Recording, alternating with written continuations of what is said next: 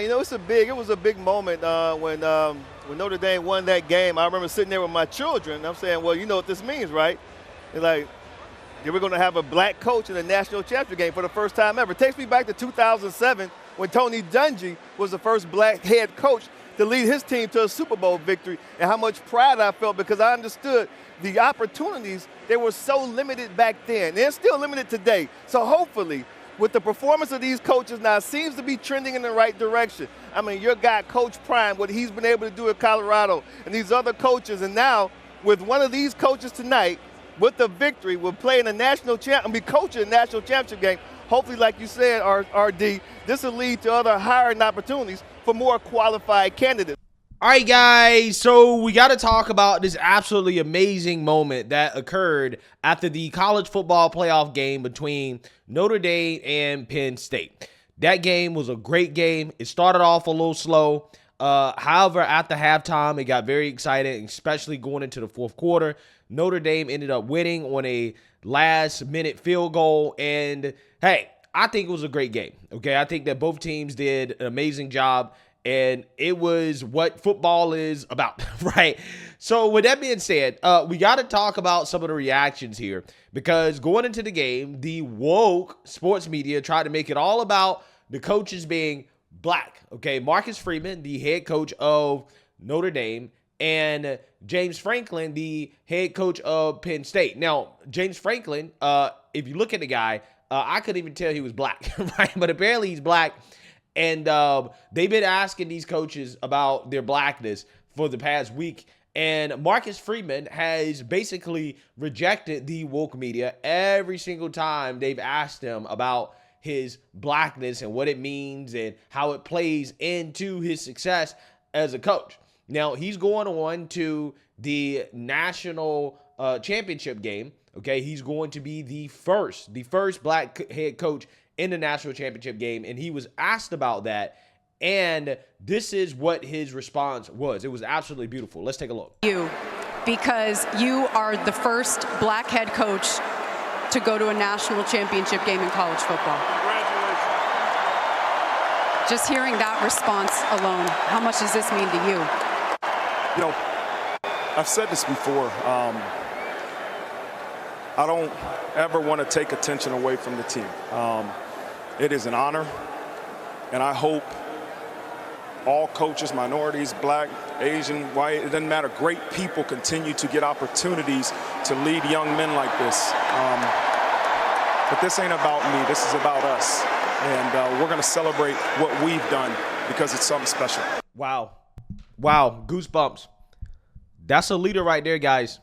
That is a leader of men. That is how you lead men, okay? He rejected the race car in the most eloquent way possible. He wasn't disrespectful about it, but let's be real. They keep playing up his blackness, but he's half Asian, okay? So why is it that they don't talk about him being Asian and how that plays into it? Well, they don't talk about him being Asian because, again, the whole point is to try to play up his blackness, okay? And he thoroughly rejected the race car by basically saying, listen, it's not about me, which is not. It's about the team. And hopefully more talented coaches, more great coaches get this opportunity regardless of their skin color, because that's what it's about. Nobody cares about the skin color of the coach. Nobody cares except the woke media, apparently. But I really think that most people watching the game are not paying attention to the skin color of the players. They're not paying attention to the skin color of the coaches. They're just paying attention to the quality of the coaching and the quality of the play. That's it. That's all they're paying attention to. But again, the woke sports media, they want to make it about race. They want to make it about race.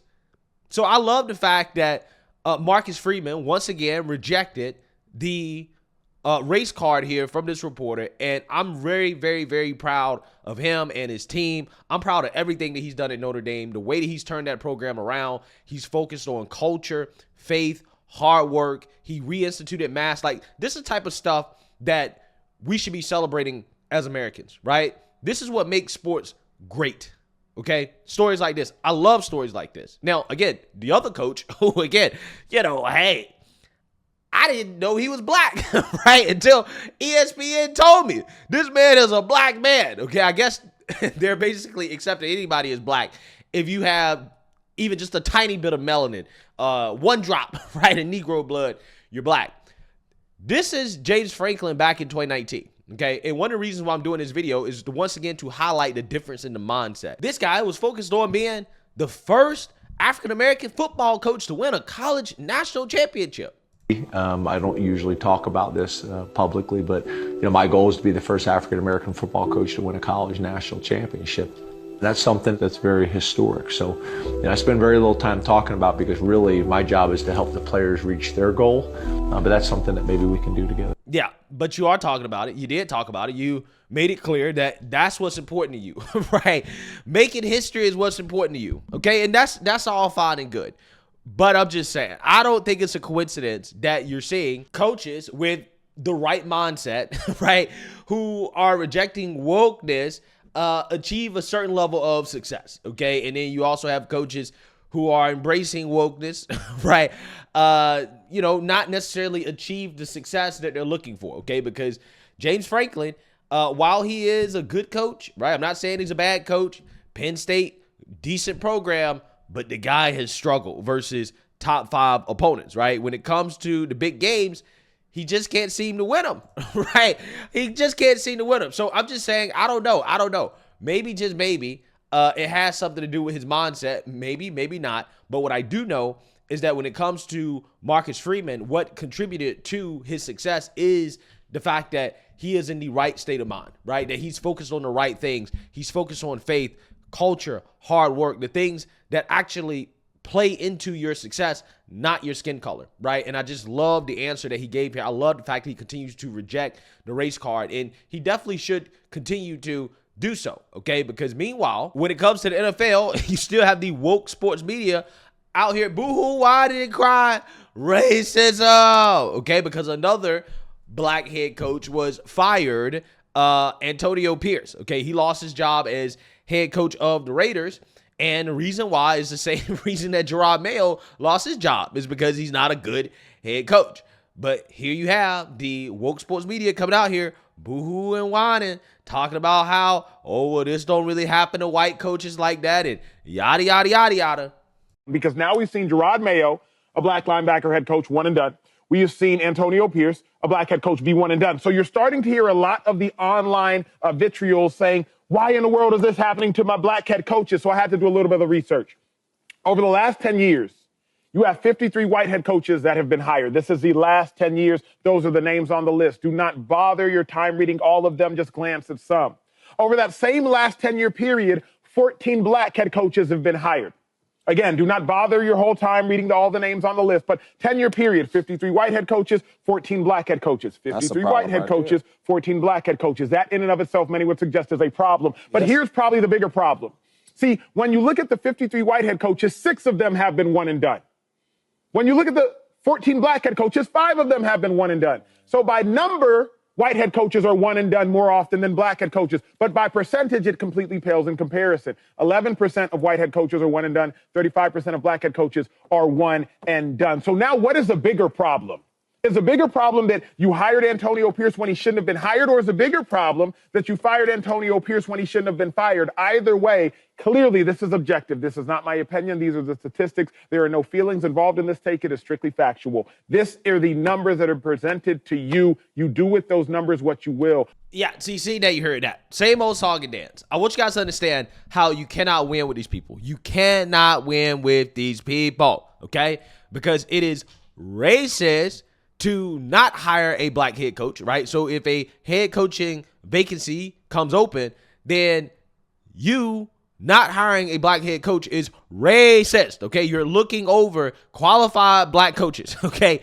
It's also racist to hire a black head coach, particularly to a head coaching vacancy in which the black head coach is going to a bad team, okay? Because that situation is a hard situation to turn around, so therefore it is racist to put a black man in a bad situation, right? You see how this works?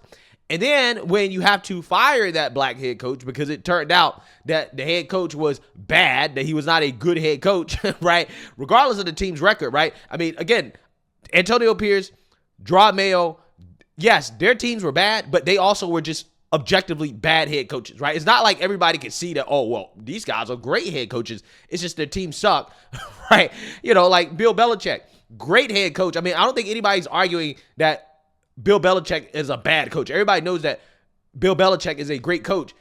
He just had a bad team, right? And, it is what it is. Eventually, all coaches end up getting fired because, you're going to have bad teams at some point, okay? But, there are ways to evaluate coaches and see that, okay, yeah, after 1 year, yeah, you're bad, right? You're just a bad coach. Yes, that's a bad team, but you're also just a bad coach, right? You're just not ready. And again, that's what happened to Antonio Pierce and Gerard Mayo. But yeah, if you end up having to fire the black head coach, that's also racist too, okay? So you can't win. So if you don't hire a black coach, racist. If you hire a black coach in a bad situation, racist. And if you fire a black head coach, racist, right?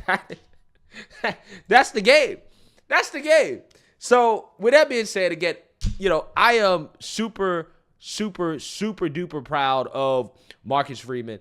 I think that he's a great example to young men, regardless of your skin color, your race, on the type of mindset that is necessary for success, okay?